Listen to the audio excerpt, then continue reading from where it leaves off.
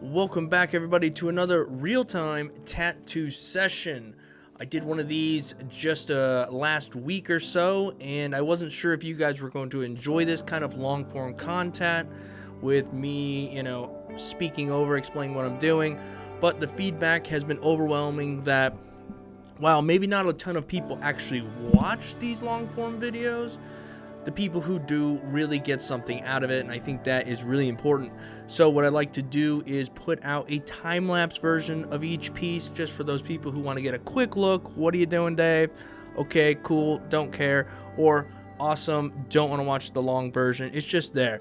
And then come out with these longer versions for you guys who, want a little bit more information. So with all of that said, let's get into this tattoo. Now, over the course of this video, I'll use various needle groupings here, and I'm not 100% sure. I need to write them down so when I go to talk about these tattoos, I know exactly what needle grouping I'm using. So with that being said, I believe this is a 15 curved mag I'm using here, CNC police cartridge, 15 curved mag, all bug pin number 10 needles. And what I'm doing is I'm trying to put in what I know first. I talked about this in the last real-time tattoo we did, but I start with what I know.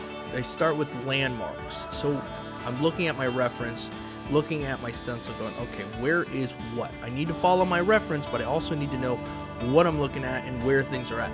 So I'm looking for those black portions in my reference and then transferring them over to my tattoo. So I'm going to go around and put in the darker areas first. So that way, when I'm going to fill in those lighter areas, I kind of have these black parts that I can reference back and forth. They're like landmarks, road marks, whatever you want to call them. They just help me know where I'm at in comparison to where my reference is at. I hope that makes sense, but nonetheless, that's that. So what you're seeing me do here is simply that. I'm looking for those darkest areas where I know it's black or I know it's very, very, very dark. You could use a liner for this. You could use a round shader for this process. At times I use both. And again, other times, like you see here, I will use that curved mag on its side. It gives me a little bit more shaping power, if you will. Again, it's fur, so it kind of needs to be in a moving direction, kind of flowy a little bit. So nonetheless, guys, I'll let you watch this for a little while. I am putting the black in preparation for the next step.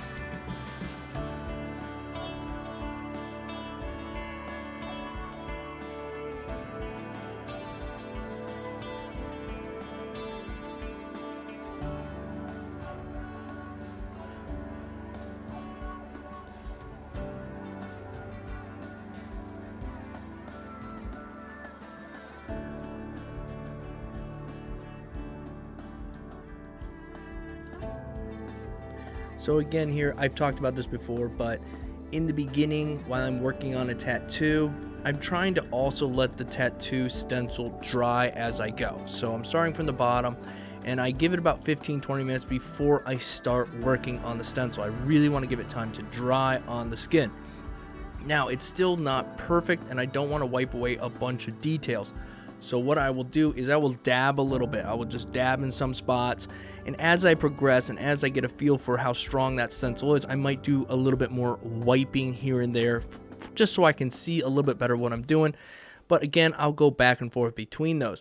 And as you move along, because again, this tattoo is a few hours long, the tattoo stencil is drying the whole time. Wherever you're not working, it's drying. So again, you can get a little bit more laxed with caring for your stencil the further along you go, because again, it's probably, the nose on this has probably been drying for like an hour and a half, 2 hours by the time I get to it. So you have all that much more time and mess around ishness. I think I'm losing it there, but I think you get what I'm saying. Also, I've come in here now with a 7 curved bug pin mag from EMALLA, and now I'm doing the same kind of thing, still putting in darks in, but with a little bit more control, a little smaller needle grouping, getting a little bit more of a detail in there, pushing out that black a little bit and introducing some really dark grays to it. So anyhow, that is what we're doing right now.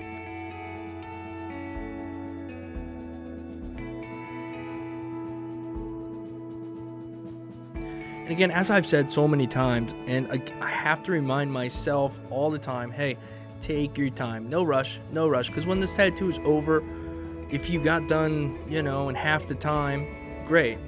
But the tattoo matters more, if that makes sense, right? So you might get done a little quicker, but in the end, you'll regret it. You'll be like, man, I really wish I had spent that little extra time on that. So again, I just encourage you, take your time. Now, when it comes to this piece, 70% of this thing is fur. It's just a build up all the way up to the face. And you can get anxious because putting in fur and textures and stuff, it can be fun, but it's not really super fun to do. It takes a bit of concentration from me. But I would much rather be up in that face, putting those teeth in, doing the eyes, really seeing this thing come together. But I have to remind myself, no, I gotta take my time, do the best job I can until we get to that point. So again, this is like a 70% fur. It can be a bit annoying, be a bit of a pain, but if you just take your time, I think you'll really enjoy it in the end and be grateful that you did. So I still am trying to remind myself of that regularly, so I better pass that on to you guys.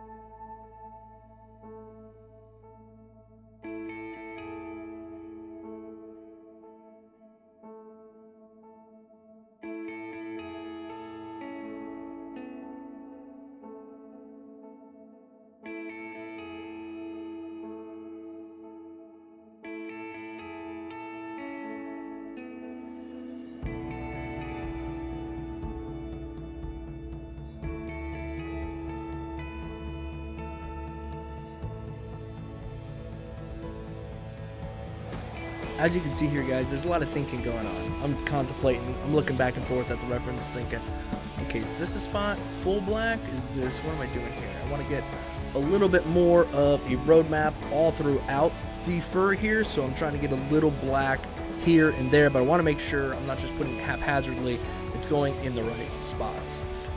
The other thing to keep in mind too, it's not necessarily always about where you put the black, but where you don't put the black, leaving those open areas so you can come back and either leave it open skin, put a super light tone on it, maybe you want a white highlight, or just it's not black, it's some other shade in your arsenal. So again, sometimes you're using the black to shape areas of open skin so you can come back to it as well.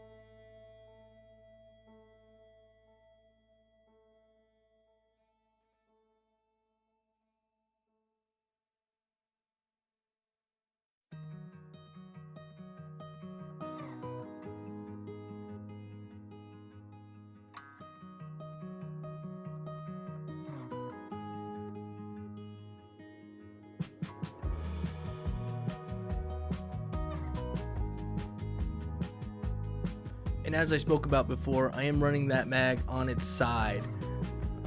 Not exactly like you would a liner per se. I mean, you could do the same thing with a liner, just, shape those parts out. But using a small mag, if you just turn the mag a little bit, you get more of a full brush stroke. If you turn it, more sideways, you're going to get more of a single needle feel. But you do have to be careful because if there's 7 needles in that line, they are 7 needles hitting the skin and moving, so you do have to be a little bit careful there running your mag sideways. But it's a technique that's very quick to figure out and works great in all kinds of applications.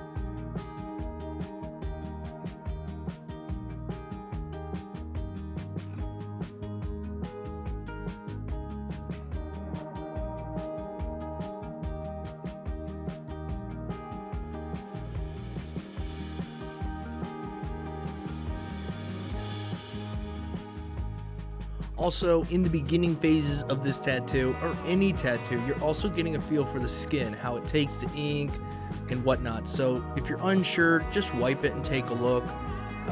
I know dry wiping is no fun, but in the beginning you kind of have to do a little bit of it till you get a feel for, again, how the person's skin is taking the ink.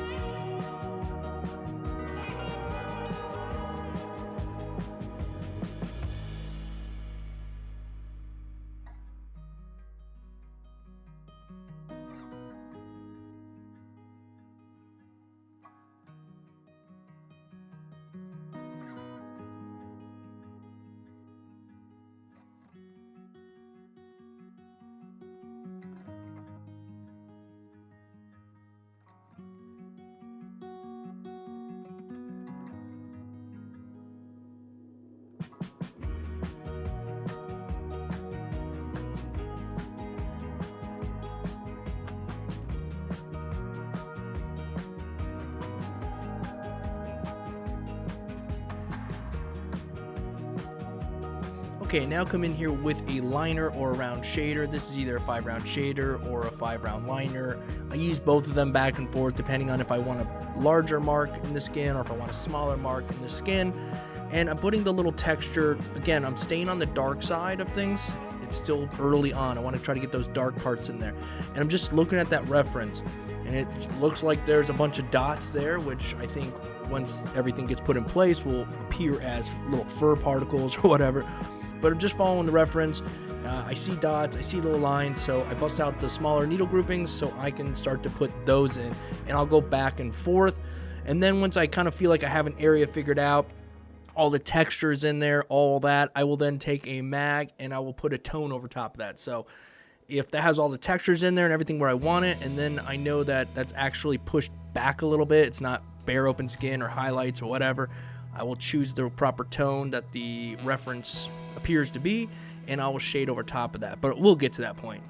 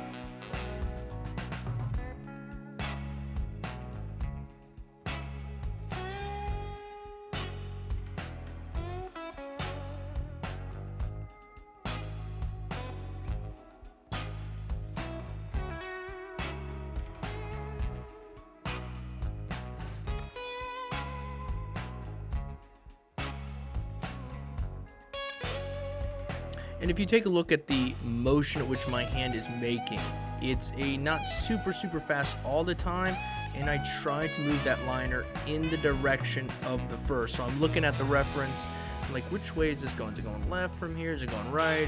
What's happening? So at least, even if I'm not getting every single hair mark right, at least I can get the angle and the flow as accurate as I can. And again, guys, I'm constantly learning from my own tattoos and studying them afterwards and trying to figure out, okay, what could I have done differently? What could I have done better?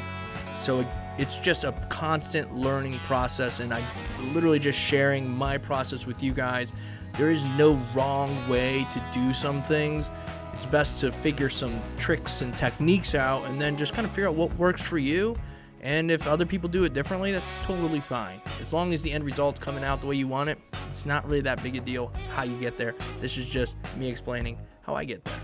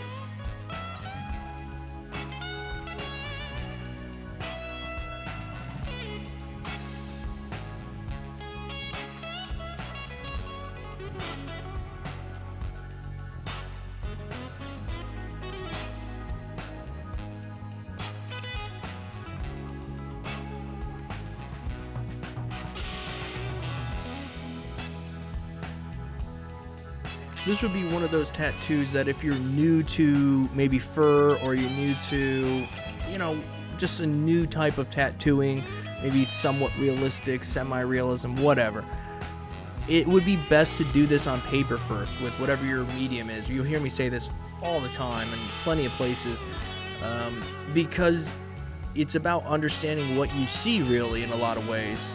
You can have all the skills in the world as far as technique to tattoo, but you got to be able to look at take what you're looking at and figure out, how do I convert that to this? So if you drew it and you go, I put dots here because, well, it kind of looked like that, but it's scary because that's kind of nuts.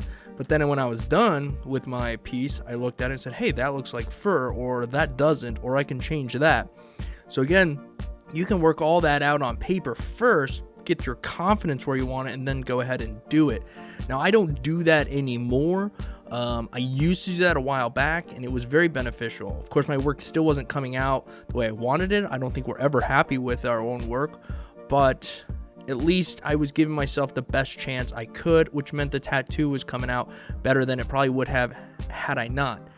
Nowadays, I've just truly learned to trust what I'm looking at, and I know that I'm going to do the best job I can and deliver them the best tattoo I can at the time at which I'm tattooing it. But to help yourself out, if you're newer, then again, think about going through the process of drawing it out, and then maybe you tattoo it on some fake skin, and then take that to the skin. Do a full study on that piece. But again, that's totally up to you. Those are just ways to mitigate some issues you might have during the actual tattoo.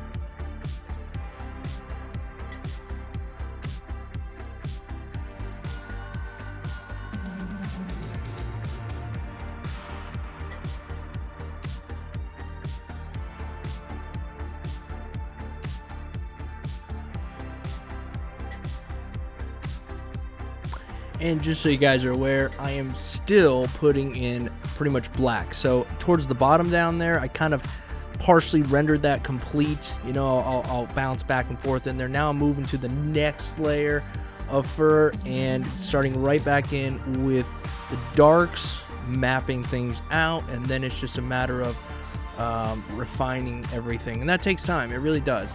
And you got to be patient, and you will get faster. And so I will also get faster. I've noticed my speed has improved. But again, when it comes to fur, it's like, I don't know. I just feel like I really have to take my time and study it. And it still has much room for improvement, obviously. But again, I'm just mapping that black out, and we'll go on from there.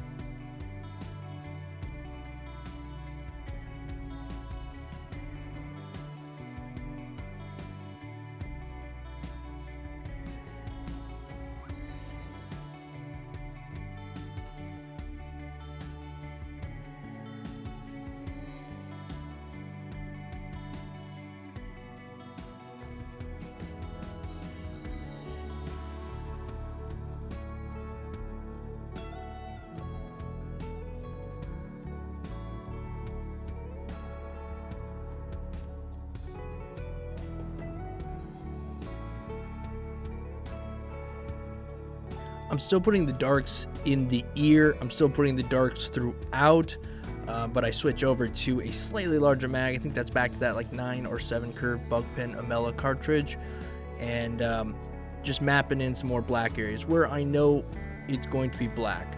And I'm not exactly just purely saturating it right in this area. I'm kind of also making the marks, making the movement of the fur as I'm kind of slowly filling this area black. And I think overall it will probably add to the effect in that black area.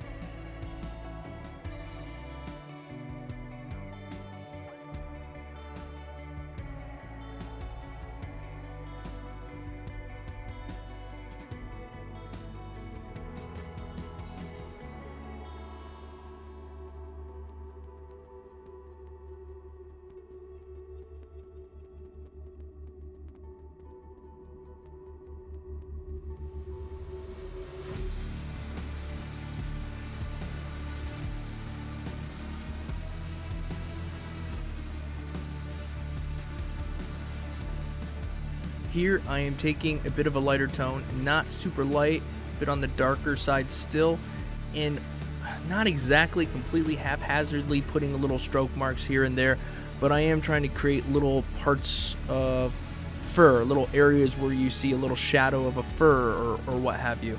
Also, when you see my pinky right there and my finger pointing, that's literally me looking at my reference going, okay, right here. Yep, right here, this moves across, and that is all black.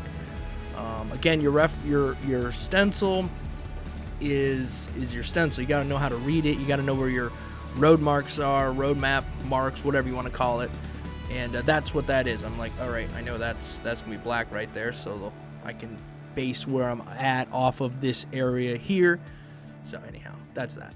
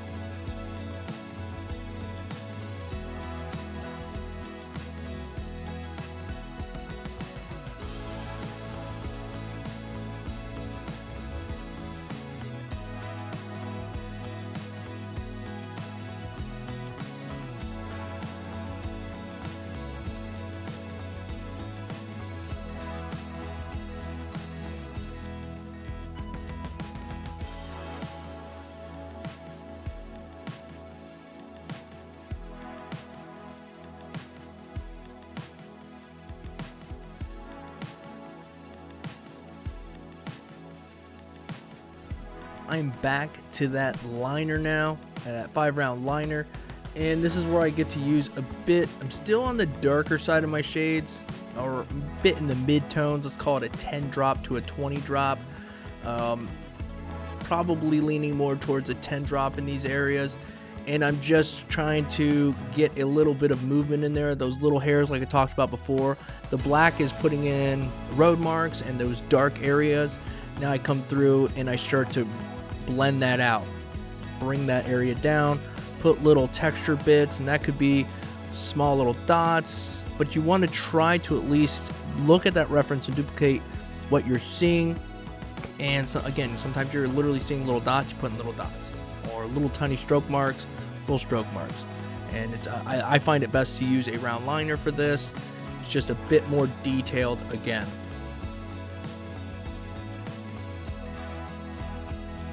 Okay, so I wiped the tattoo off down here. You just saw that cut right there is me wiping that area off. I try to save you guys a little bits of time where I can here. But so I wipe it off, and now I kind of go back down in there, work a little bit more, go up, come back down. This is kind of this process I'm going through. Get a little bit, move up, come back down, like I talked about before. I apologize, some of this might be out of the shot. I wasn't paying attention to the greatest, and I guess some of these little parts here are are just not in shot. I can't fix that, but we're only down there for a few seconds. We'll move on. So you'll see a lot of bouncing around here now. I also am probably using a wet towel, blue shop rag, a damp one. It helps get the ink off quicker. The excess ink, it's gentler on the skin. I just put distilled water on it. I don't use green soap during the tattoo, only like during a break or something where I really want to clean it off, or after the tattoo's done. I just think the green soap can irritate the skin, and it's just not necessary.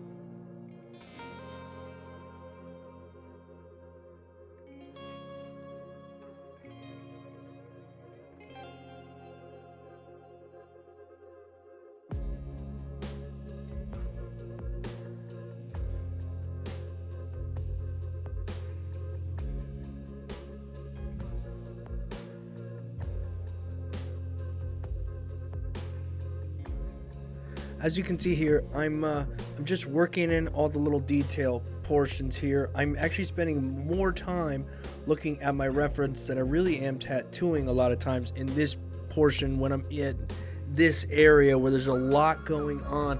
I'm trying to find different key spots to put in, and then again, the process is try to get as much that we can truly understand as possible in there, and then work backwards to those areas that are a little confusing to read or know what's there. And sometimes I'm tattooing the skin while looking at the reference. My hand is moving in the right direction. I'm just glancing up as I go, making sure that I'm getting the result I want, because I'm looking at that reference. Okay, what is that? What is that? Right there, right there. Okay, a few lines. Boom, boom, boom. Wipe. Okay, yeah, all right, that's it. Or at least I'm looking at that reference, trying to get the feel of that area. Okay, that area's got a lot of texture, or maybe there's just a few little whispers of a hair I can see there. All right, let me just kind of put that idea in there, or that line in there. And that's what it is. And looking at the reference going, well, that's not black. It's just not my lightest. Well, I'll go in there with like a mid-tone, and I'll put that in. Okay, yeah, that's looking good. Maybe a light gray here. So it's just a lot of back and forth. So making sure you have a good reference, one that you can do your best to read, is the best thing you can do in this point. And then just take your time. Again, making sure your hand's flowing with the motion of the fur. You're always trying to give that feel. And yeah.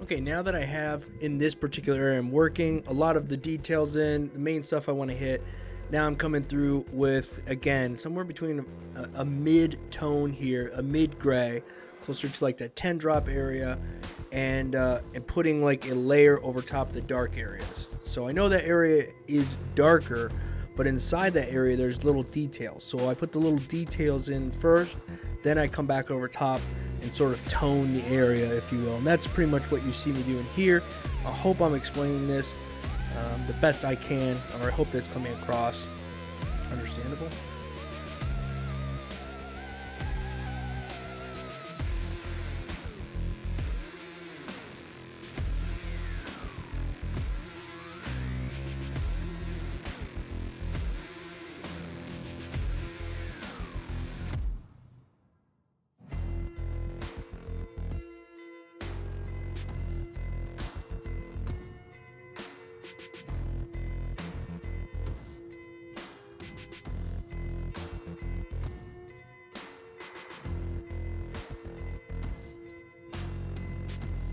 And I guess I better say at least once in each one of these videos, I know most of you understand what I use for gray wash, my setup. If you're not, I have a video, I think it's titled something like "This Changed Everything for Me" or something along those lines. I really go into depth about the gray wash setup that I currently use. But for the sake of the video, not making you go check that out. If you want, you can, but I'll give you the rundown on it. I have a 5-cap operation. I believe they're number 17 caps. And so the first cap is 100% black. I use dynamic black, just regular dynamic black, not triple black or anything. The second cap has 20 drops of black in it. The third cap has 10 drops of black in it. The fourth cap has 5 drops, and the fifth cap has 2 drops.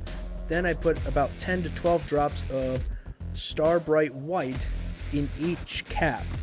Then I fill the rest up with distilled water, and then I mix it up using a little mixing tool, if you will. And what that gives me is a washed gray that a lot of times will heal a mixture of, it'll have a slight sort of like opaquish look, but it will heal translucent like a wash, because primarily the white's in it just to tint the dark color, so it makes it easier for me to tell what I'm looking at and I can almost saturate it a little bit differently than I would when I was just working with washes. And I don't know, I guess it's kind of confusing. It's definitely a wash, but visually it just helps me out a lot. I know it's helped a lot of other people as well. So that's why when you're looking at these, they have a bit of a like a true gray look, but they don't feel like true gray because they're not.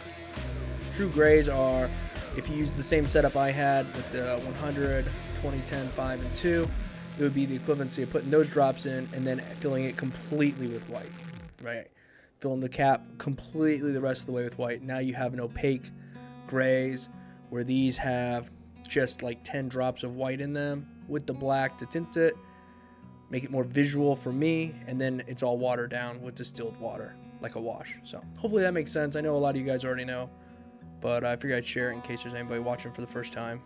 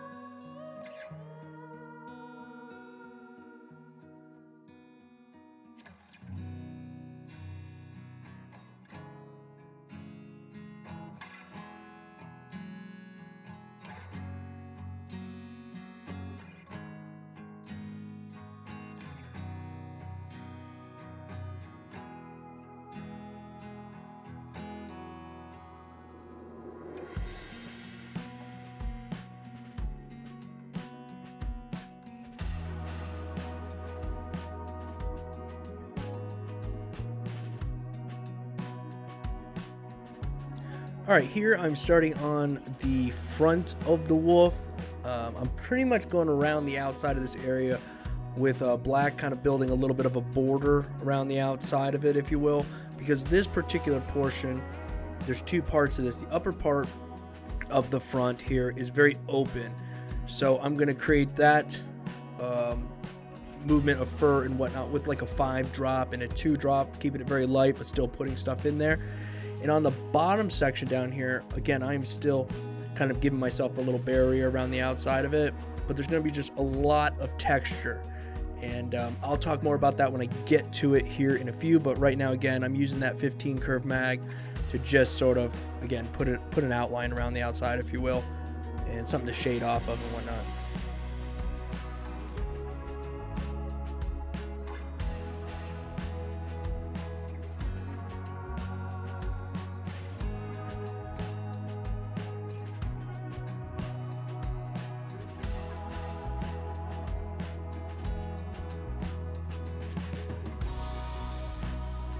As you can see here, guys, I'm really studying that reference, getting my hand moving in the right direction. How do I want this to look?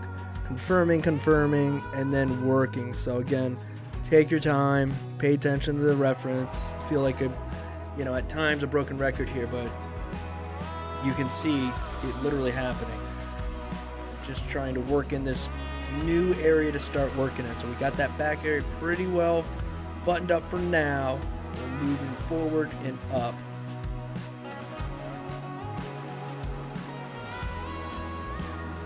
And here I'm literally taking the mag and just pressing it in like you would if you had a liner and just making little dots. I'm creating little textures using that mag. Again, treat it like a brush. I want that texture there. I'm getting a lot of texture quickly by just taking this mag and pretty much using it like you would a liner when putting dots in. So that's what you saw a little bit right there.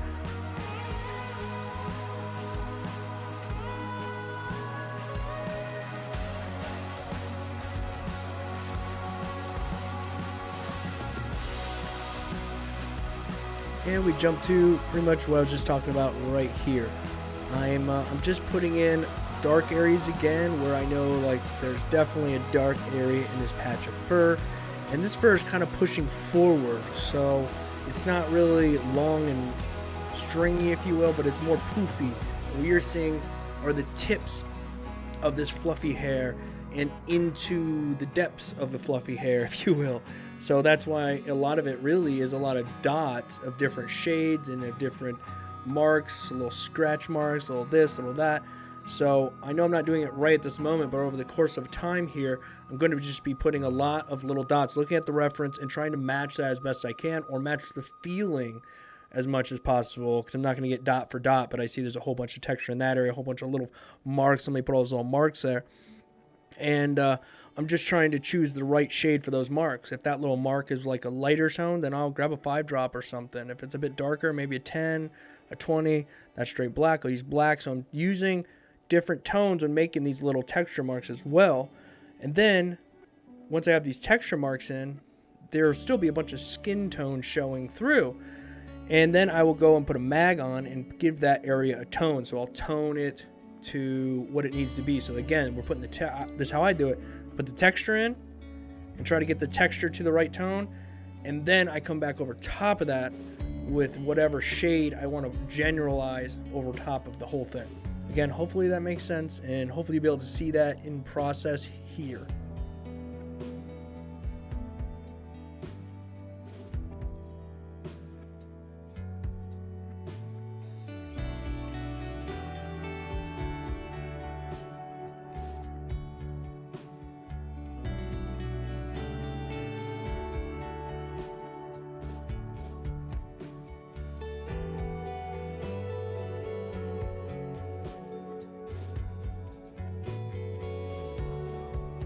And when it comes to the dots and the texture, it's best not to have any real rhyme or reason. Again, because if you start to just put dots in, you're going to feel the need to make them symmetrical or create this thing. You definitely want it to be very natural, I guess. Or so again, sometimes I'll just like let my hand vibrate a little bit or do little numbers or whatnot. Just depends on what I'm looking at. And again, I'm trying to make sure everything's moving in the right direction as well.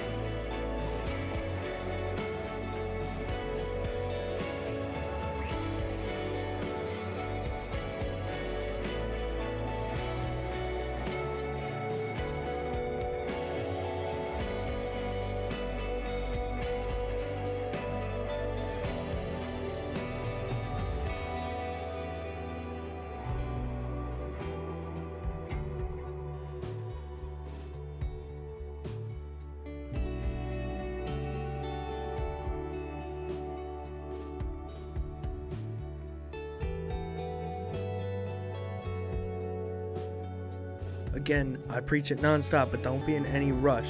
It's tempting to want to just really just push, get a little haphazard with things, you know, and I have to try my hardest because there will be flaws even with me trying my hardest. So if I rushed too much, then there would be more flaws than I wouldn't really be too happy. So again, just take your time. It can be frustrating when you feel like you're not moving, but it really is happening.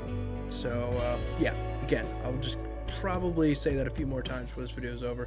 Take your time, and like I said, I just keep choosing the different shade that I want, and right here I'm kind of shaping where the two different types of fur come together there, giving myself a little bit of a guideline in a light gray, and yep, just continuing the same process through, slow and steady.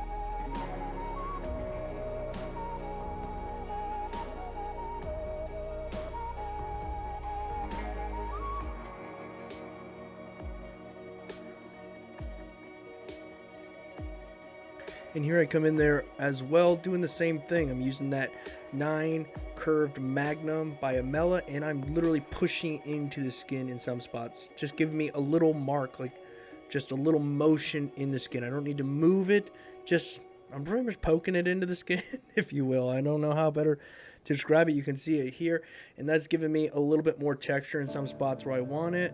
And I'm using a bit of a dark gray here, mixture of a 20 and a 10 drop throughout here, and putting in the toned areas. Again, like I said before, we put the texture in, at least that's how I do it, and then I start putting tones over top of that to push things back or let things come forward.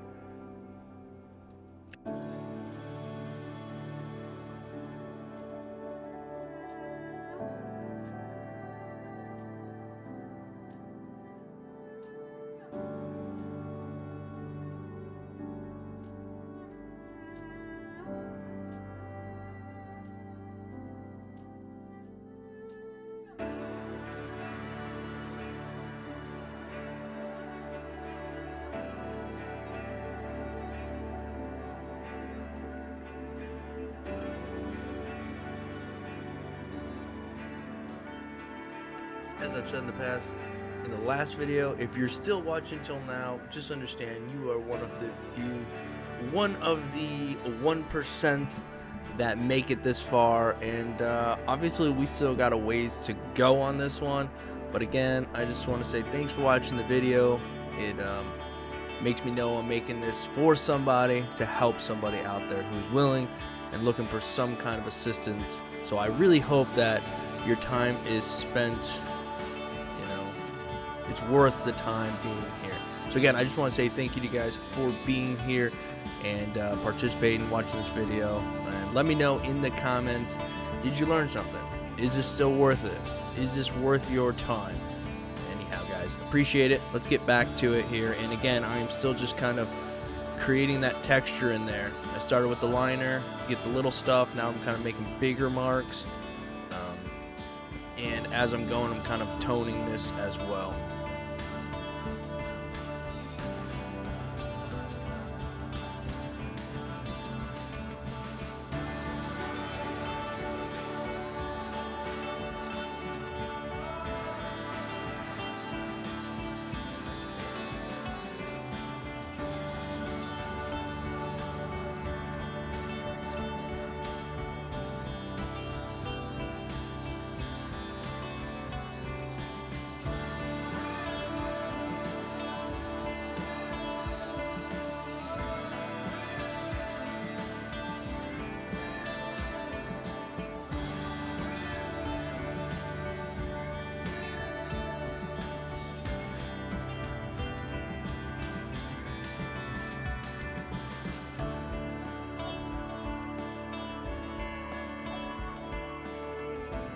Anytime you see me off like this, where I'm not tattooing, over there at my red roll around table there, I'm probably switching needles, getting a fresh paper towel, probably not just dipping into fresh ink, because that should only take a few seconds. And of course, here I come back with a larger mag.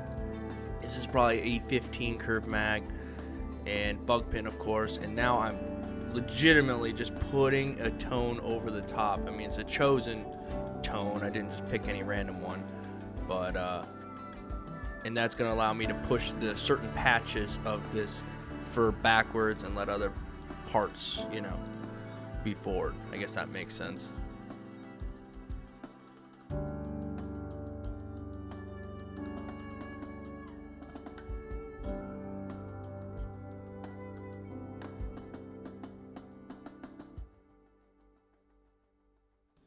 Also, I have to admit, the angle that we're at here for this portion of the tattoo is kind of a tricky one, because you're looking at it from sort of this weird flat-ish angle, but it was the only way to really get the this portion in the clip. And you see the motion I'm making with my hand here. I'm still trying to, even though I'm just sort of packing in this tone, I'm still trying to keep the motion moving with the motion of the fur. That's important. In the end, you want as much movement as possible as far as that shape goes.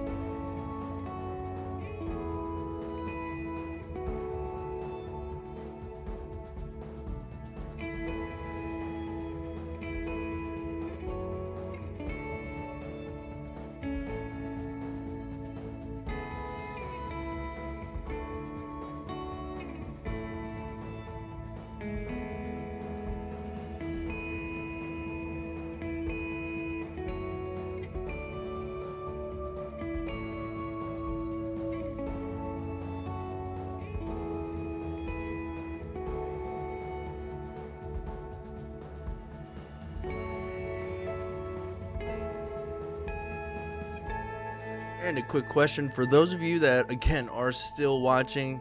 My hat goes off to you. I truly appreciate it. But I am putting together my seminar here in the next month or so for the tattoo convention out of Ink the Bay in Tampa, Florida. Again, if you guys want to get tickets to the convention, they are on sale. Go to inkthebay.com and find me there, and you can book a ticket there. Or if you want to get tattooed by me there, I have a little bit of space left. You can hit me up and we'll try to get something scheduled for you.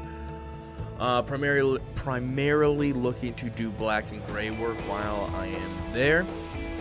Okay, with that out of the way, the real question is, what would you like to see in this seminar? What would you like to have? I'm looking to do the seminar on a career in tattooing. For those people who are trying to get into tattooing, maybe they're early on, I want to show you what a career in this looks like, what it can be, the struggles along the way, what to look for. Also want to go over fundamentals, right? I think that's important as well. We have 2 hours. I want to hit on some things, some key things. But what do you want to know? Do you want to know, more about this, more about that? I'm not going to be going into how to start your own tattoo business, like how to, go to the health department and get all that jazz and this, that, and the other. It's so different from anywhere you're at, every state to state. But I wanted to talk about the overarching, having a career in this, working off of YouTube as well. So if you're interested in maybe sharing your journey on YouTube, I'll share my process as well. But again, I do want to go over some basic fundamentals, but not so basic, those intermediate level skills that I've developed and am developing. I just want to share as much as I can, but I want you to let me know, hey, if I were to go to this is something I'd really like to have there, or this is something I would, or you know what, I really don't think you really need to do this. And it's just good to compile as much information as possible, because I want to give people as much as I can. They're paying to be there, and I want to make it worth their time. I could literally share stuff for days, so I have to fit it all into 2 hours. So it's going to be interesting, but I'm so looking forward to it. But anyhow, so what I'm doing here now is I'm back to that liner needle, and I'm just putting in these very prominent dark spots. My stencils even shows these dark spots, meaning they're black. There's a lot of lighter tones up here. We're getting towards the lighter areas of the fur. But again, I'm going through, putting those dark spots in now, because those are like landmarks. So I can compare, looking at my reference, going, there's that dark mark. Okay, below that, I need to have this. I'll also start to go around the outside of this as well, and give myself like a border, and then I can work on the inside of it.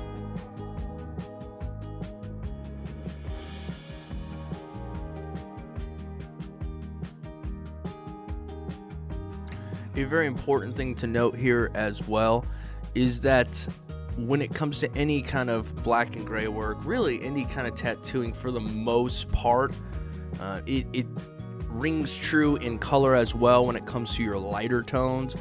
But overall, it's best to put that tone, put everything in an area, or some stuff in an area that you like. And then as the skin starts to get a little irritated underneath, it's going to be a bit harder to tell what you've done. So that's why I move up and down. So we'll go render an area pretty complete, but it's getting hard to see what's going on because skin's blurring things out. All right, no problem. Move up a little ways. 10-15 minutes later, that area is cooled down a little bit. Now you can really see what's going on. You'll be like, oh, okay, it does have room for me to add more to it. I do want to bring these things out. Or you go, man, maybe I got so much in there I can't tell what's going on. Crap, I overdid it. Not overworked it, but maybe just put too much. So move away from it. And then you might go back and be like, oh, wow, okay, great. That really actually cooled down and looks exactly the way I want it. So be patient. Don't try to get everything in there all at once. It's a up and down motion, in my opinion.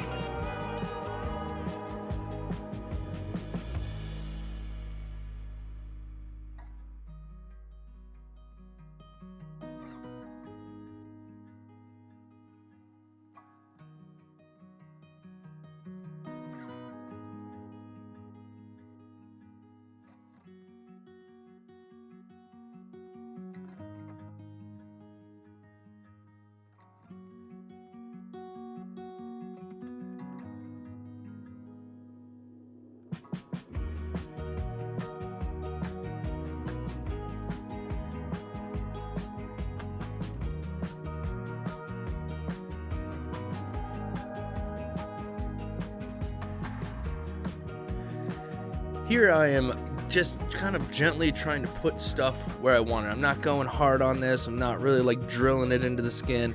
I'm just trying to create little shapes and little movements so my eye can start matching that with my reference over there. And I'm moving that reference around when I'm off camera. My arm's reaching across there. I'm zooming in, adjusting things so I can see a bit better. And especially when you're first starting in a location. So again, we moved up to this location. I take my time, start slow, start to see things a bit, and just go from there. But again, it's a slow process, but this tattoo took 3 hours, right? So it's not that crazy long if you're actually doing this tattoo to take 3 hours. So again, I just trust myself. I try to trust myself. I just go through the process, and I find it's better to just take a light tone, maybe like a 5-drop or a 2-drop, especially up here, and just map stuff out. And then as you like it, start pushing a little harder and really putting those tones in there.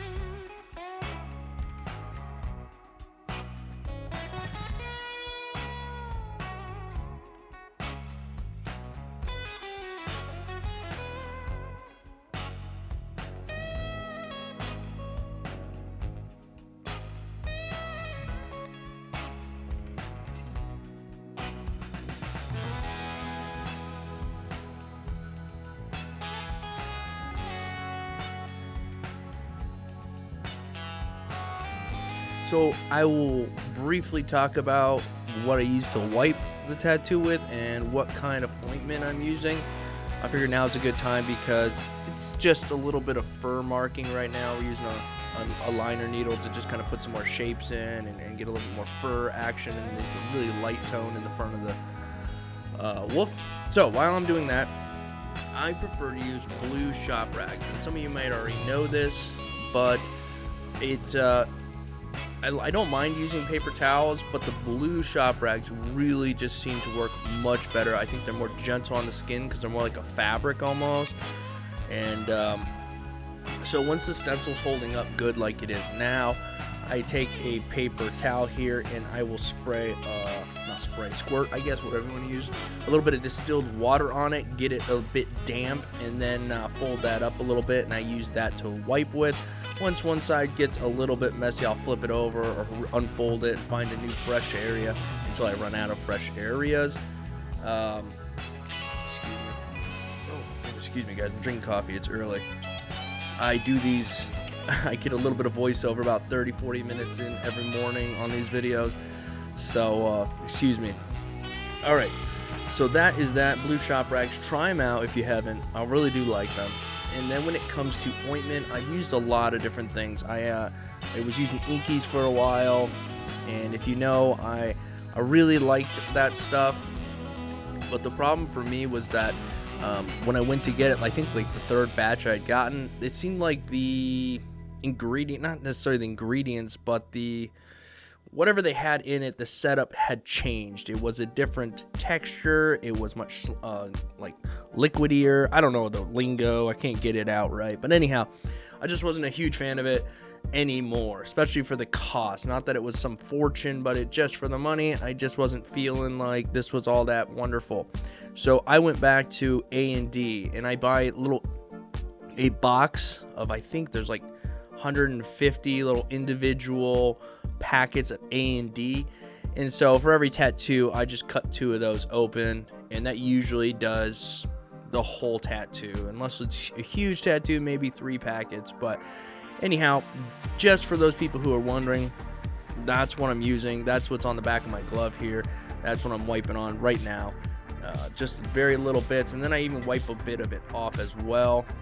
Now, what can happen because of this, and it doesn't matter what product you're using, is your needles can get clogged over time with this ointment being in there. So sometimes you just want to, even if you don't need to clean your needle out, go ahead and clean it out. And if you need to, pop it out, push the needle forward, dip it in water, and give it a good wipe off, and it will help it run a little better, help the ink continue to feed down the tube a bit better as well. So just a few things there. And again, here when it comes to this fur, I'm just kind of taking my time, little bit at a time, and the parts are going to start reddening up, getting a bit red, if you will. And so you do it until you're like, okay, I can't really tell exactly everything that's going on here anymore, and then you move on and you come back to it once it cools down, like we talked about before.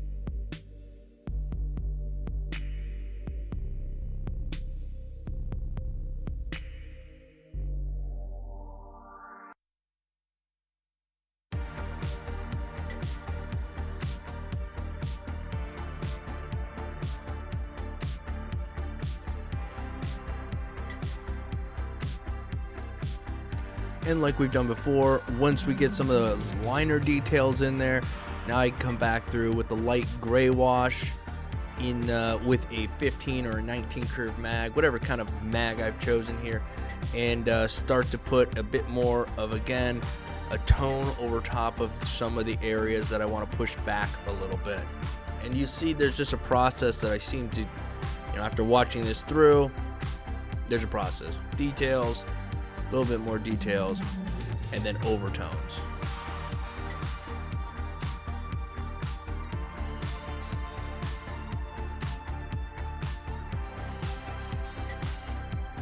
Now I have that mag, that same mag, and I put some black in there now. And again, like I talked about before, when I'm going around the outside of this and giving me that dark border, because up around the chin area there on this wolf, we're going to fade it out just a little bit. So for now, just kind of giving it a border here.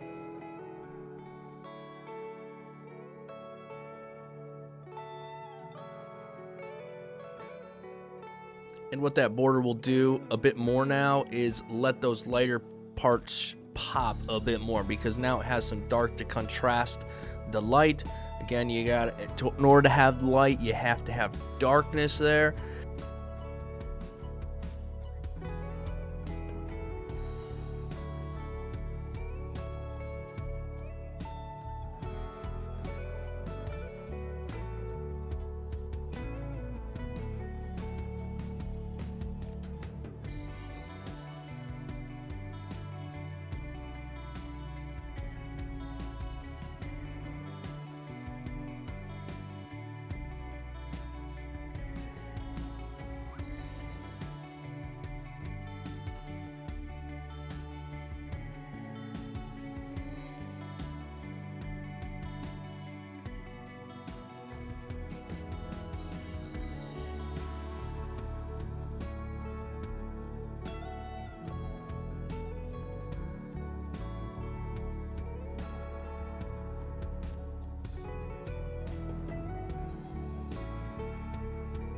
So at this point, the pores are really open. We've gone over some of these areas already. The pores are open. So now as I come back with these, like a dark, and really try to set some depth in some spots. So we've been building it, but now we're really putting it in here in some spots. You can move your hand a lot faster. In fact, you probably should. The pores are open, so they're taking that ink way faster than they did before. So keep that in mind. You're going to want to move your hand a little bit faster. That ink's going to get deposited a lot quicker at this point. And that is because those pores are open now.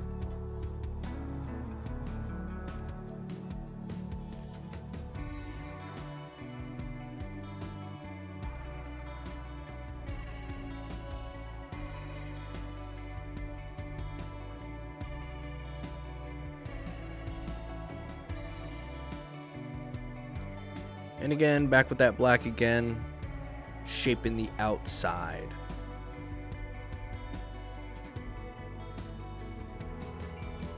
And here soon we should be getting back to a better angle on this tattoo. Once I get this front section done here, we roll his leg back around so it's more flat, and I think we get a better visual of what's going on from that angle.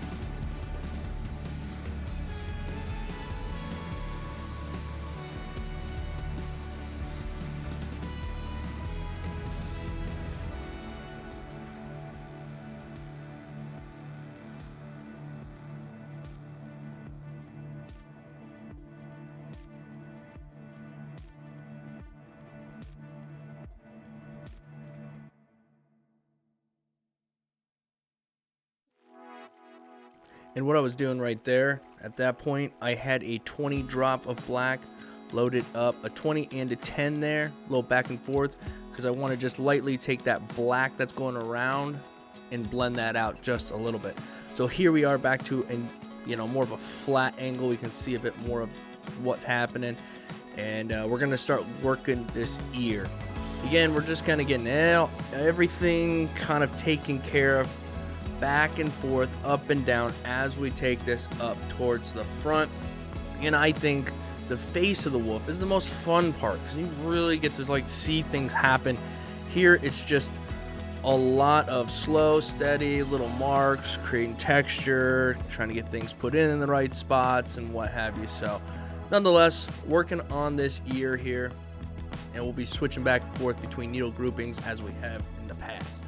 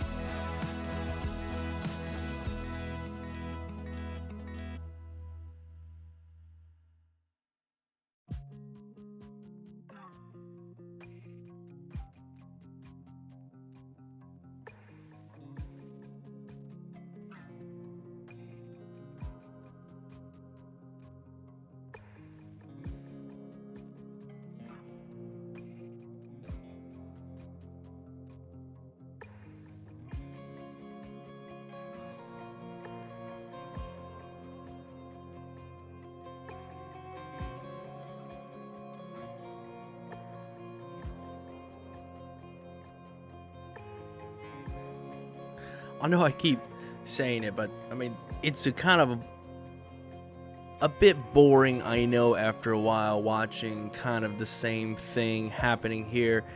And that's why I think it's been so hard for me for so long to come to grips with putting out real-time, full-on videos, because I think there will be those tattoos that are more enjoyable to watch, I think, even if they are long, and then some not as much. This one would be fun, but I think there's just so much fur on this for a while that it can be a bit slow to watch. But at the same time, if I speed this up, if I work too fast, if I just go ahead and pack that black in there and just put that there and that there, I just think in the end it falls a little flat, even though I definitely still look at my own work and think, all right, well, this is what we could do better. Maybe we'll try to do that next time. In the moment, you're still trying to do, or you should try to do, the best job that you can. And I guess that's what I'm doing here, is I'm just trying to do the best job I can. If it takes me a little while, it takes me a little while, because in the end, I want the client to be super happy with their tattoo, so that they want to come back next time, so that no matter who they're talking to and they say, oh, this guy, that guy, like, nah, man, I go see Dave, he does a good job, he takes his time, yada yada, fair price, blah blah blah. So that's my goal. I just want to give the best tattoo I can in the moment that I'm doing it, and it's always tempting to want to rush a little bit, but just stay the course, because again, in just, what's it been, an hour and a half, we've gotten to this point, which flies by when you're tattooing. An hour and a half, boom, gone in no time. So again, just take your time. I really don't have anything else to say here, and I don't want to keep you guys completely bored. So I'll just keep chiming in with some random stuff here and there. All right.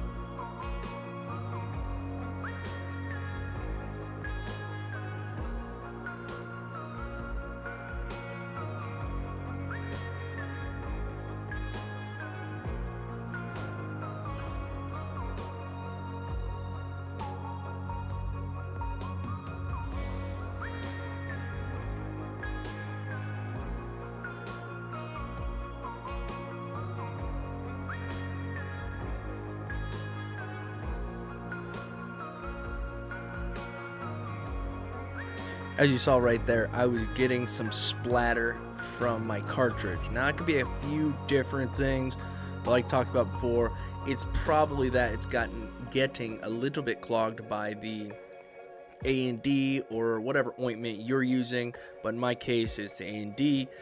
It also could be a mixture of that. Could be it's running too fast, but I haven't changed the voltage at all, so I doubt that it's running too fast. More than likely, it just needs cleaned.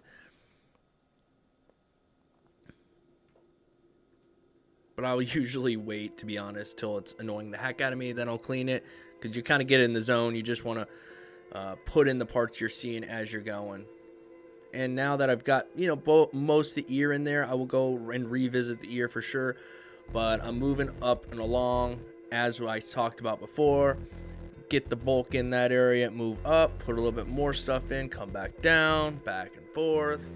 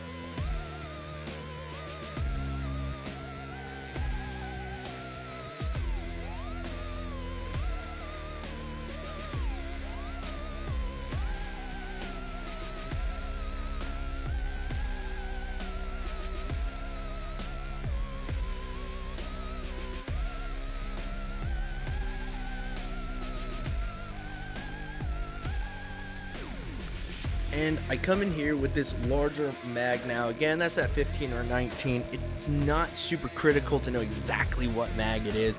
Just know that you can choose whatever size you want for what you're doing.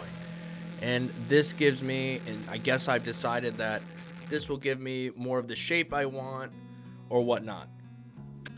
But as I've said in the past, just treat your mags and your needles as if they were paintbrushes. It's like, all right, yeah, I want to use a larger paintbrush. I want to get a little bit more motion out of this, so I'm going to choose this needle grouping. I want a bigger line. I'm going to choose a bigger needle grouping.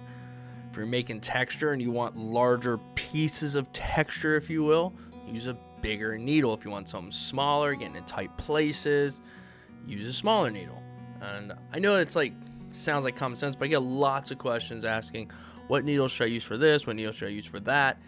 It's totally up to you. You're in charge. And that's why it's good to mess around on some fake skin with your needles, different groupings, different whatever, so you can get a feel for what your needles can do and how to use them. And obviously in the skin, everything's a little bit different, but it's always good to have some kind of an understanding, some kind of a reference point for how your needles work. And here again, I'm stabbing. Sounds horrible. But I'm just like poking that mag straight down, and that's going to give me a mark, just like if you, again, were putting dots in the skin. And I like doing that when I can because it gives me this sort of organic sort of look. By me thinking too hard about it, I get these little marks in the skin, which give you the feel of fur or whatnot, depending on what you're doing. So anyhow, I'll let you just watch it.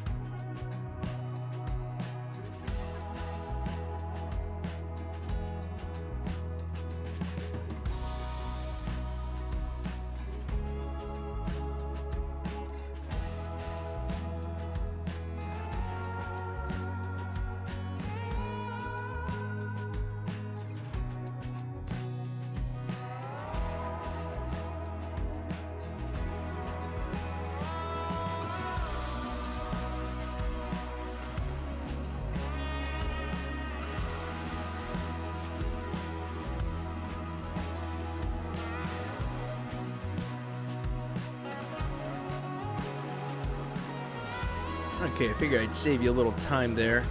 I believe I was getting some stuff set up. We ended up going live, if you guys remember. We did the live stream. Again, I waited till I got through the boring stuff. I was like, alright, now that we're actually something visually interesting to see, we went live. And so I think that's what that period there I had to edit out, where there was nothing going on for a while. So anyhow, here we might be live at this point, so I might be taking questions and whatnot, which causes me to slow down a little bit, but no less, I'm just trying to get, again, texture in this face here for these little parts that you see, and we just like rinse and repeat the process. Texture, build up, tone seems to be the way of it. And when it comes to choosing what shades to use, you're just looking at that reference going, okay, that's black, that's really light, so this must be somewhere in between. It's on the darker side, so I'm gonna go with one of my darker mid-tones. It's like, oh, it's on the lighter side, boom. Okay, I'm not sure, maybe I'll go with a real light, see how that looks, and then punch it up after a few minutes as I see how things develop. That's kind of the thought process for me.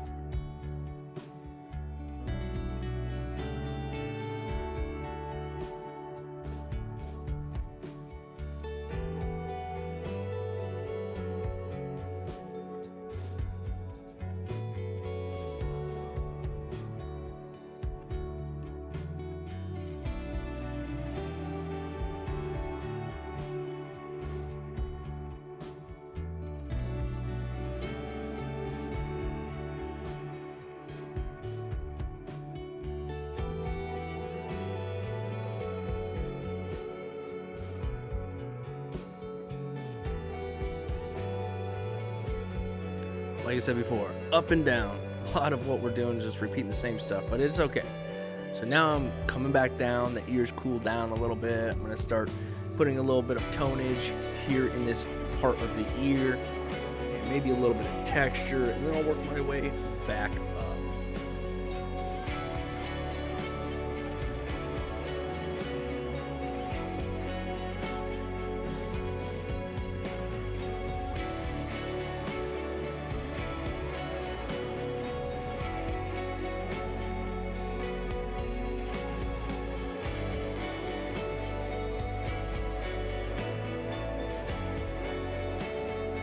Also, sometimes on video, it can be hard to see how much pressure, yada yada. I'm not just scathing the top of the skin here. We're not just hitting the top layer. I'm putting a little bit of pressure on these needles because I want them to hit the proper layer of skin, so that when they heal, it all doesn't fall out, if you will. But again, it can be tricky, seeing and understanding, hey, what is that, just skimming the surface? No, we're putting it in, and I'm moving my hand. My hand speed will control the ink being deposited into the skin. I'm putting the same pressure every time, but my hand speed is either faster or slower. The slower I move that, again, same depth, but I move it slower, more of that shade's gonna go in because it just has more time to saturate. Move it quicker, less of it's gonna go in because it's moving so fast, less ink has time to fall in. Hopefully that makes sense.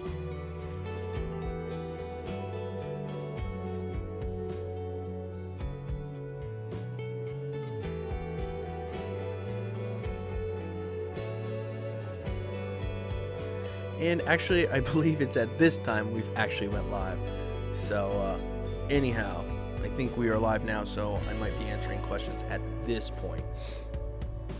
But here we are with that same thick mag there, 1519, going around the outside here, creating my border, which I'll shade off of later a little bit.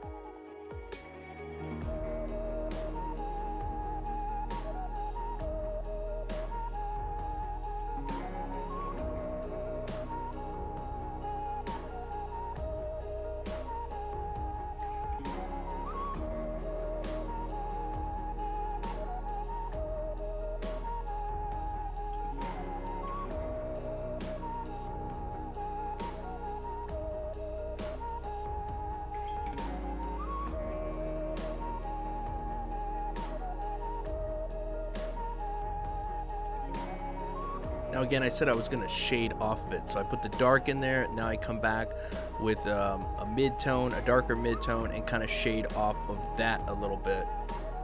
And that will, give you a bit more of that blended look, blended out look, especially when this stuff heals as well. You'll be able to see your tones even better then.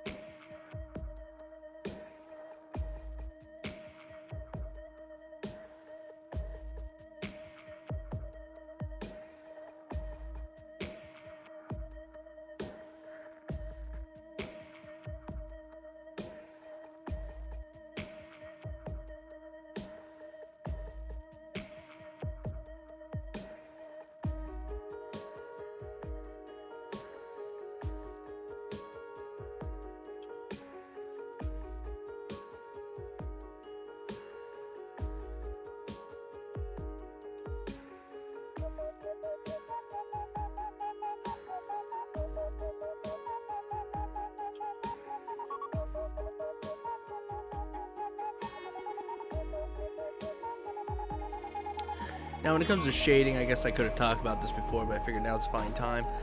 I use the Bishop Wand shader. Mainly, for all black and gray work, I mainly use the Bishop Wand shader.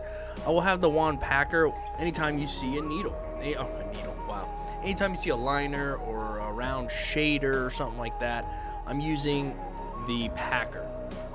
But when I use mags and whatnot, I'm using the shader. And the shader has a much softer hit to it, which is why you can see that expend a little bit more time in the skin with it, a little bit more forgivability, if you will. If I were to use the Bishop Wand packer, it's gonna punch a lot harder. I'm not gonna want to necessarily go over areas as often or as much. Either way, I think you know what I'm saying.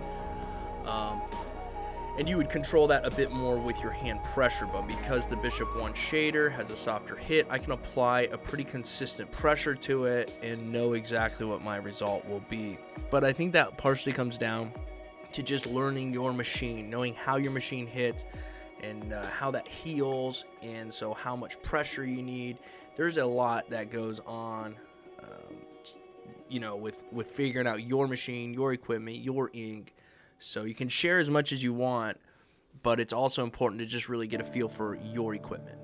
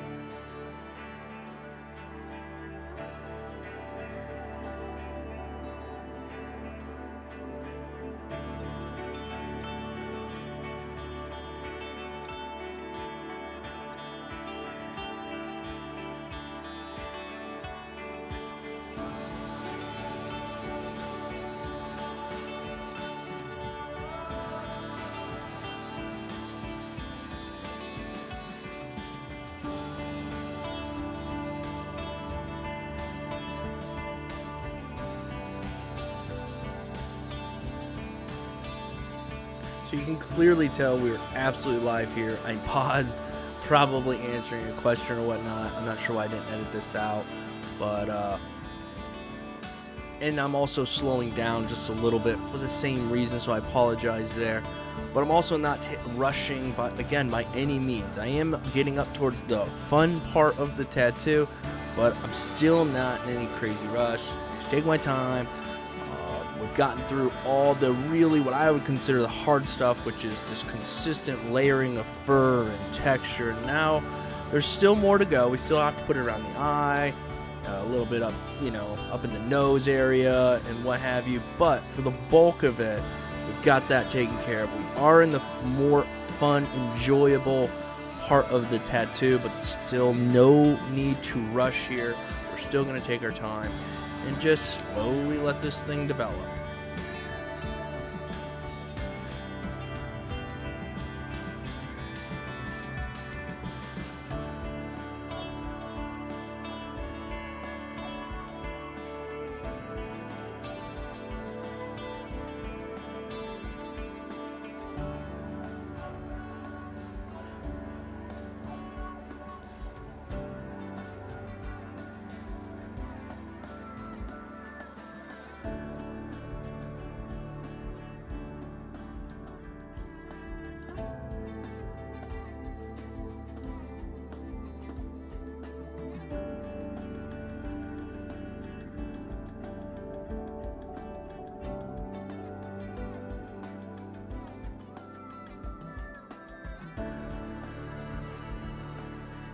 Sorry about that. I was mambering again. They're talking via the live chat and pointing all over the tattoo. It's like, you guys have seen, you've been here for the whole ride now. So nothing I was going to share that you didn't already know. So anyhow, got through that. We're back up into the face again.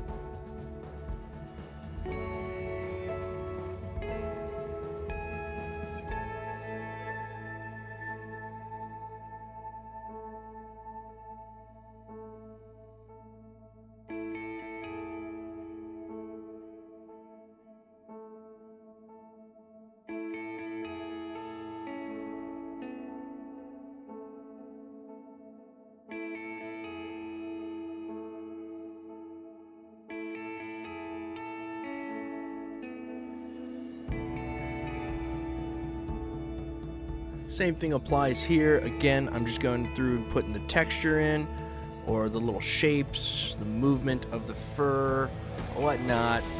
And again, I'm picking the tone I want, not just doing this in black. I think here up in this lighter area, I probably only have like mainly working with the 5 drop. And again, I will just put these little movements, looking at the reference, seeing where, what I see, and just trying to duplicate that to the best of my ability. And then I will go over like I am right here, and we're getting a little bit more shape there as well, but eventually I will start putting a tone over some of these areas.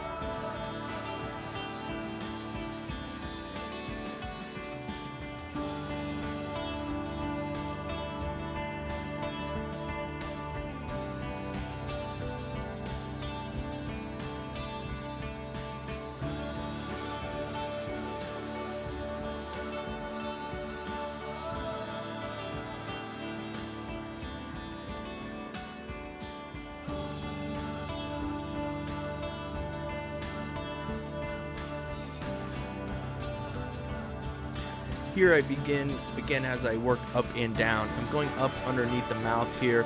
There's a bit of little like fur textures when it gets close to the gum line, if you will. And I'll be working up into there, back down, kind of working this area a little bit. And then, again, you'll see me go up, back down. But I'm coming in here with some mid-tones and just making those little shapes in the skin, little V's or whatnot, giving it just little hints of fur. I feel like a broken record here, but I do just kind of want to throw a little bit out there here and there.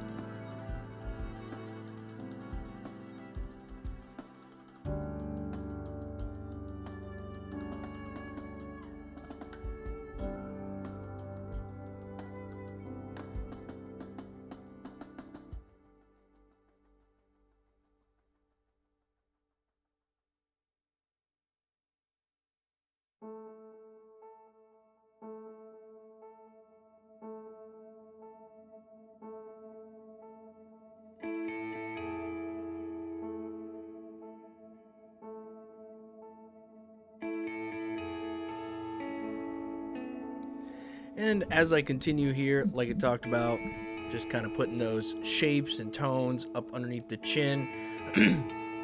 I thoroughly enjoy tattooing in black and gray, guys. I really do.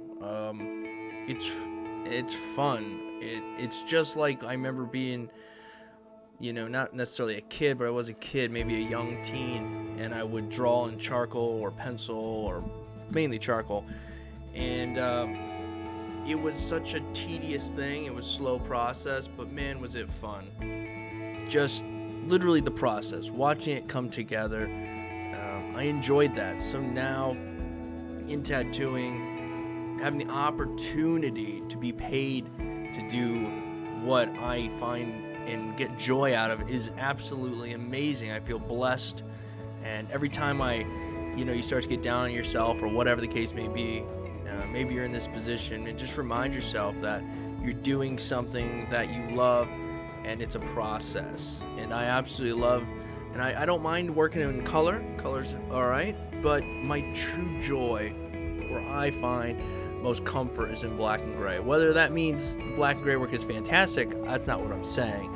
I guess I just really enjoy it a lot, and I'm grateful for the opportunity to do that. I think in tattooing, unless you're at the 1% mark, you're never going to be like rich or anything. But man, do I feel like I am, just for the simple fact that I can do what I love to do and meet people that are just awesome people and get to know their lives.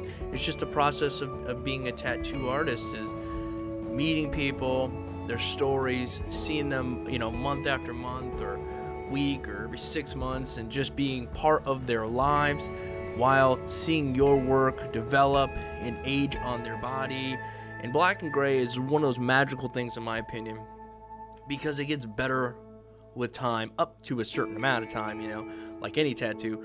But when it heals, it softens out even more, and it smooths out. And for me, I truly like that. When it comes to color work, it usually always looks its best as soon as it's done. It just does, in my opinion, because those colors are so vibrant. And then when it heals, everything just kind of dulls out a little bit, which is totally understandable. That's the way the skin works. But for me, when it comes to black and gray work, it looks cool when it's fresh, because everything's vibrant. but to me it looks its best when it is healed. And yeah, so I just figured I'd share that with you. All right, so again, now I'm getting up towards the front, top of the nose here, and was just putting in some texture points. And again, I'm going to try to come over the top here eventually with some tones and kind of give it a bit of a shade. And then here shortly we'll be getting into the nose, the mouth, the teeth, and it'll really start to come together. And then we'll sum all that up with some white highlights, and I'll talk more about that obviously when we get to that.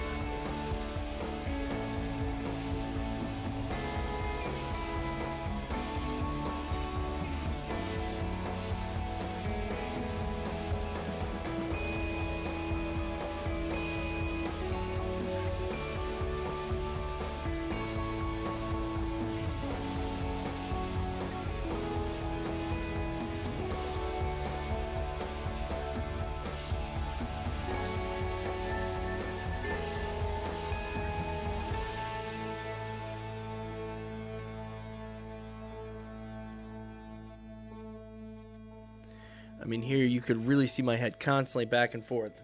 Kind of makes me think I may trim that beard. It might be getting into stuff it shouldn't be. That's not good. But yeah, a lot of back and forth. Even when my needles are in the skin at times, I'm looking over there. And man, I remember it freaked a client out one time. They were watching. They're like, "What the heck, man?" I don't know. It's one of the things where it's gonna be fine. I'm not like just scribbling all over your skin and not looking. I know what's happening here.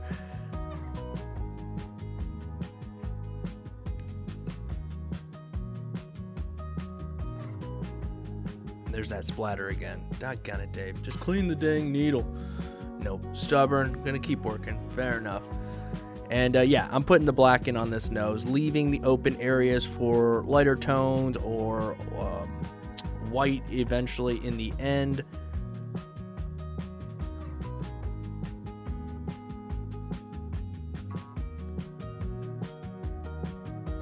And again, for you guys who have made it this far, who have watched up to this point, quite literally, I'm taking my hat off to you because you're invested. You're investing the time. You know, again, I'm going to say some stuff, and I don't mean it as far as like, you've watched my videos, so you guys are diehard, like, you really want to. I'm not saying that what I have to present to you is the best of the best. I'm just saying you have found a video that is available for free to watch, and you've watched it all the way through. You know, you've absorbed information, somebody else's thoughts and opinions, because there will absolutely be those people who will not invest that time. They will watch for a few minutes here and there, and then they will ask questions. What voltage were you running? What this? What about that? What, you know, and it's like all those things are answered in the video, and you guys have taken the time to really watch that and help yourself, and I just truly appreciate that, and just know that I believe in the long haul, the time spent studying different people's work, different blah, blah, blah, will absolutely pay off, because you're going to take things you like, you're going to leave things behind that you're like, I don't really like that, and overall, it will just help you develop and to the point where you have your own ways of doing things. And in a lot of ways, I don't really watch people tattoo on the internet. I used to, maybe a year and a half, 2 years ago, I was still kind of watching people here and there tattoo on the internet, but I decided that I just wanted to be me, tattoo kind of how I would like to tattoo, and I feel like if you watch too many people over time, you will maybe just start tattooing like them, and I think sometimes it's important to just, once you get a gist, once you're starting to get a hang of things, try a little bit of just doing your thing, if you will. It's good to occasionally go back and watch other people, maybe pick up a thing here or there, or look at other people's work on the internet as far as just finished pieces. You can kind of look at those a little bit and get a little information out of those. So yeah, anyhow, that's my thought. Here we are. We finished the nose up for the most part. We're coming in here, putting the gums in, leaving little openings in the gums for lighter tones to go in there as well. And I believe I am using a round shader. It's probably a round shader because I am just saturating black. But I want a, you know, if I were picking a paintbrush, I want like a pointy paintbrush, a fine tipped one, a little bit fat so it would work for me. Again, needles, just think of them like that.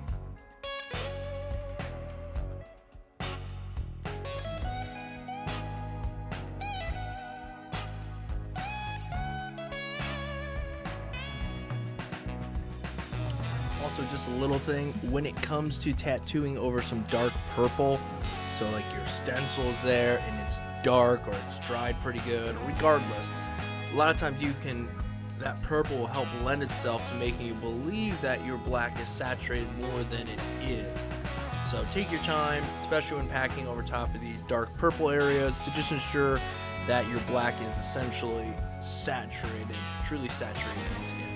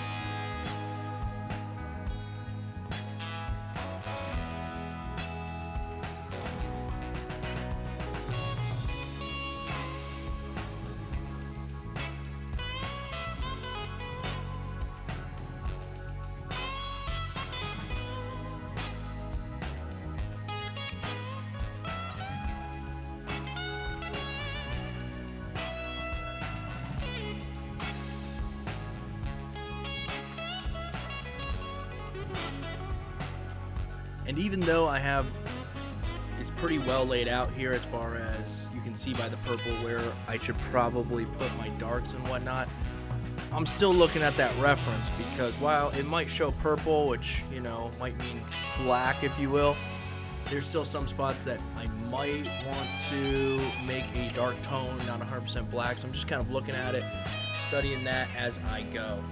Always looking at that reference.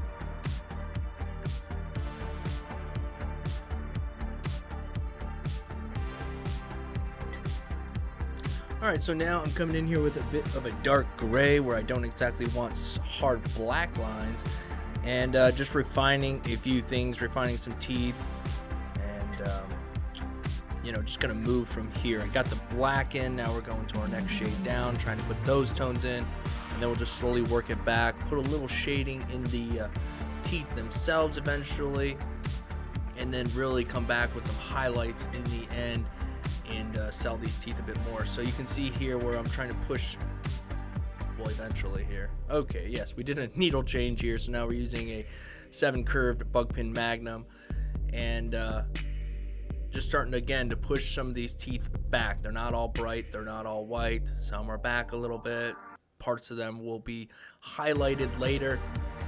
So again, looking at the reference and just following it to the best of my abilities here, choosing the tone I want, and if I want it to be a little darker, I'll apply a little bit more, or I will up to the next level.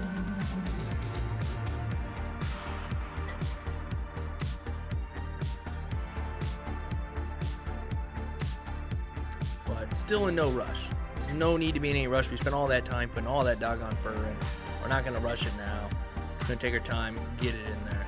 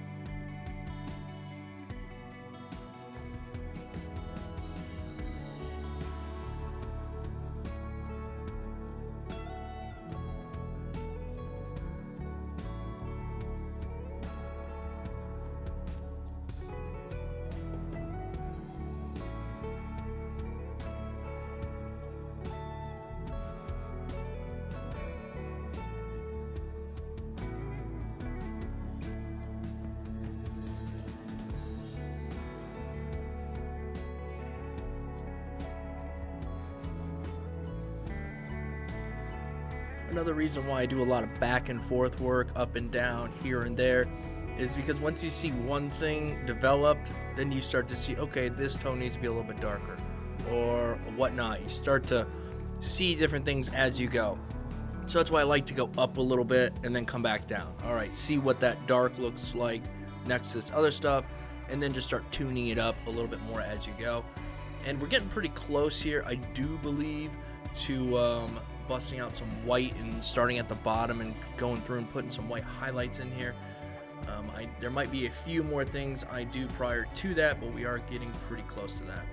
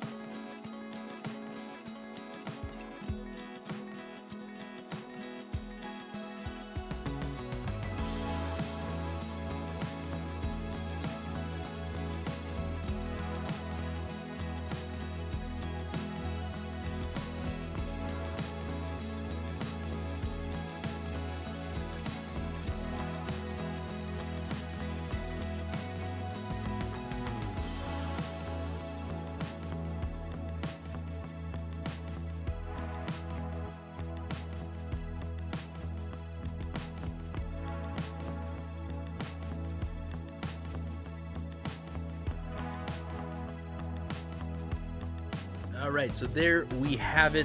Prior to the white, this is where we're at. And I'm pretty sure as I'm watching this, we're going to jump to white here in just a moment. Just giving it a real good clean. And here we go, I think. I'm waiting with you guys. Let's see what happens. What the heck? Okay, all right, here we go. Here we go. Yep, coming in with some white. Gotcha. Fresh needles here. I don't clean my old needles for white. I just get new, fresh needles. You spend all this time working on this. Don't contaminate your white by using the needles you just had and just cleaning them out. I just get fresh needles again, and I'm pretty sure this is like a 5-round liner, and I also will be using a mag as well. And excuse me. My white, like I talked about in the last full video we watched, the real time, is that I guess I'm not exactly trying to make the white pop like super bright. I'm just putting it in like I would a super light tone. It is simply that, really, to me. And I guess in a lot of ways you don't need it. This tattoo could live just fine without white, in my opinion. Or you could put white just in key areas, the eye, the nose, the teeth, and be done with it. But for me, I just wanted to kind of carry the white through and then accentuate it a bit more in those key areas again, like the eyes, the teeth, and the nose. And yeah, it's obviously at this point I tell the clients it's time for the red highlights, because that's what it looks like when you get to this point and you're putting this white in. The skin is just already at its, it's pissed off, and here you are putting some more ink in there, packing in this very light tone. So what I do, and I think I mentioned this in the last video, I'll probably mention it in all of them, is I spray the skin down pretty good with some Bactine. I think it has like 4% lidocaine in it, and I let that sort of sit on the skin. I rub that in, I put a paper towel over top of it, and just let the skin absorb that lidocaine, that Bactine, and it does help the process a little bit. It might take the edge off for a little while, and every little bit helps the client out.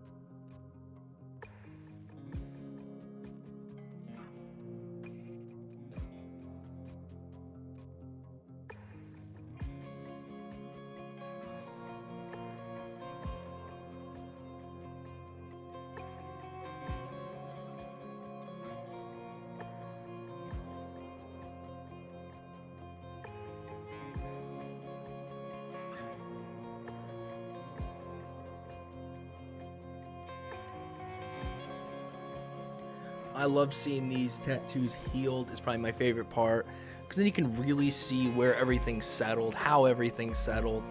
When it comes to black and gray work, again, I prefer it healed. I do. Some of the richness is lost, of course, just like in any tattoo, but the shades just really find home and just look, in my opinion, way smoother and better when it's all said and done and healed. So it's, again, my favorite part. I just did a couple of portraits just the other day, and I recorded them, thank goodness, because I wanted to share that with you. But I went and took photos, and for whatever reason, the next day I had these photos in there, and I was clicking on them to send them somewhere else, and I lost them. I clicked a button, I did something, and completely lost the photos, which just absolutely irks me. So nonetheless, by the time this comes out, you might have already seen those on the Instagram or Facebook, but I luckily had footage from recording them as I am here, and so I was able to take little screenshots of that in action to post. So people can get a gist of what they look like fresh, because I'm going to have these clients come back when they're healed and get healed photos and post those. So sometimes things happen, and of course they happen to pieces you really enjoy doing, and photos, I just got to get smarter. I got to get a little bit better taking care of my photos, make sure that you get it, right? So anyhow, I'm very fortunate. I'm very happy that I've been recording some of my tattoos, because if not, those fresh photos, those fresh whatever portraits and whatnot would be pretty well lost forever until I get a healed photo of them. And even healed photos, it's nice to see what it looked like fresh and then healed. So anyhow, I figured I'd share my fail with you guys here. The old photos, photo fails. Yay.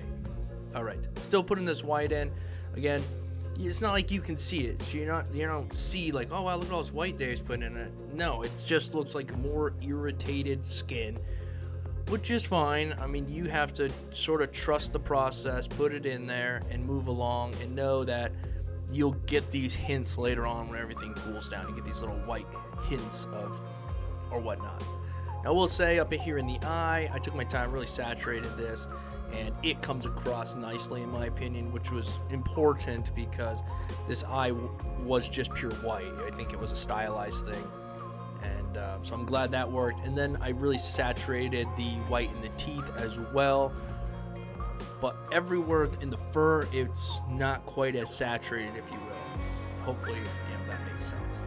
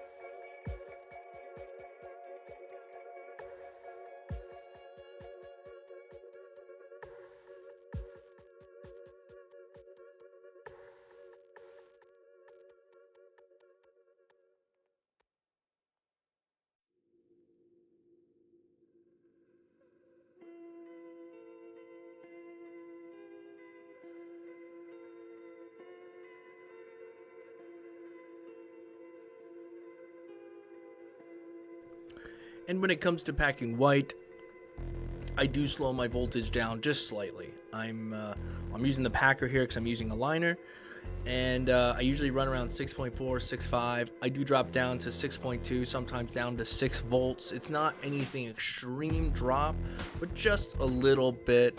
I think it's better for packing white.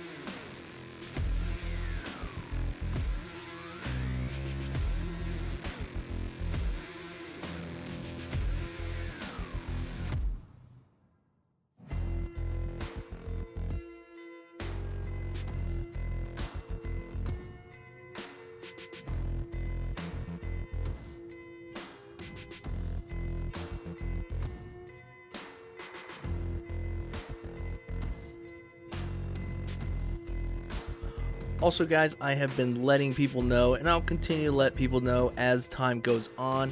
If you're watching this after March 2023, then disregard this, no problem. But we will be, me and my wife, we will be in Tampa, Florida, March 24th through the 26th of 2023 for Ink the Bay 3 convention. We will be tattooing there. We have a few bookings already, so if you're interested, let me know ahead of time and we will get you in there. I am mainly doing black and gray work while we were there, so if you're interested in anything like that, I would love to design you something awesome and meet you and get to tattoo you. Also, on March 24th, the first day of that convention, Ink the Bay, we will be teaching a seminar. That's Friday, March 24th from 2:30 to 4:30 in room B. If you would like to get a ticket to that, you can go to inkthebay.com and go to seminars. You'll find me there and you can book a ticket. There are 20 seats available, so they will fill up as they fill up. So check that out, see if those are available. And what we'll be talking about is a career in tattooing. I will be going over a lot of techniques and whatnot, but ultimately I want to discuss that process of building a clientele, starting off in tattooing.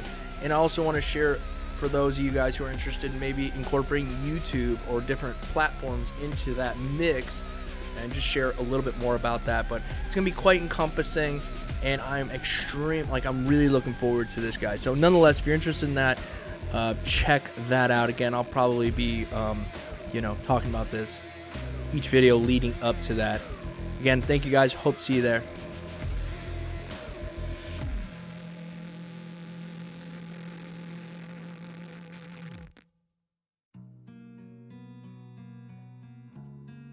So now I have a mag, and I'm going to be doing the same thing here. Filling this upper portion is the lightest fur area. So I'm just going to put those same kind of motion, those same kind of marks in this area, and it will read eventually as, highlighted fur particles, I guess. But yeah, I usually will, when it comes to doing white, I will have a liner or a round shader, and I will have a mag, and I will use them as need be. And I don't get too wrapped up in it. I treat it just like I would a light gray wash. And you might not see that immediately in the skin, but as it calms down, as it heals out, you'll get these little hints of light spots of white.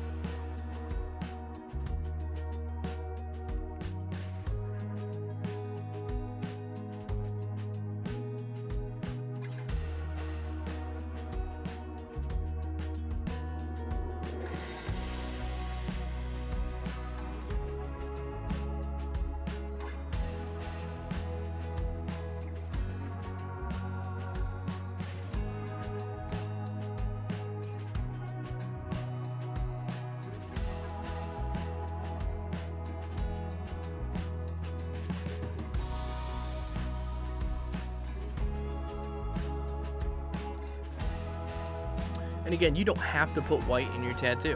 And I think that this tattoo would have been just fine without white. I think it stood, again, perfectly fine without white. Maybe some white in the teeth, white in the eyes, white in the nose. Could have totally left it alone. But it's up to you. It's 100% up to you. It's up to the client too. I mean, it's not like you're going to ask your client, hey, do you want white here or there? But if they're absolutely dying on your table, then maybe you just put what you have to put in there and move along, right? But if they're doing okay, go for it. But you have to know when you're doing this kind of putting white in like I am here, that you're not necessarily going to see it as white, like you see it in the teeth, like you see it in the eyes. So if you're looking for that, you can easily overwork things, so just be careful. And it looks like we're giving it a good wipe down. We're not quite done yet. What I realized is that, oh yeah, I needed to shade up along the bottom of the nose here or mouth. And I should have done this before I did the white. Try to leave the white for the very end, you know. But it's okay. No big deal. It's down here. I just want to, blend this out a little bit more. And then I will also come up around a couple of the teeth with like a 5 or 10 drop of gray and shape it a little bit. Just so when it heals, you don't lose part of the teeth.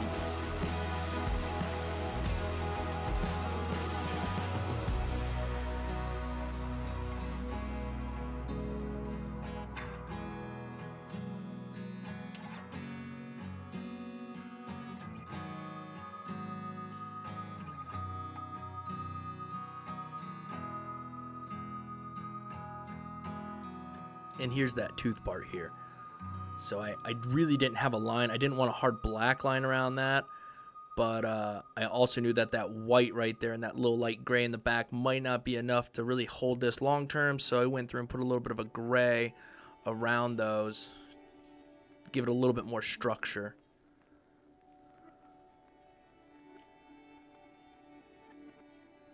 I think I'm about done here. I don't know. I'm kind of watching it with you. There we go. And there is complete. And obviously you can still see that the white is a bit red. But nonetheless, guys, I appreciate you watching. If you enjoyed the video, give it a like. Subscribe if you haven't already. I hope to see you guys in the next one. Peace.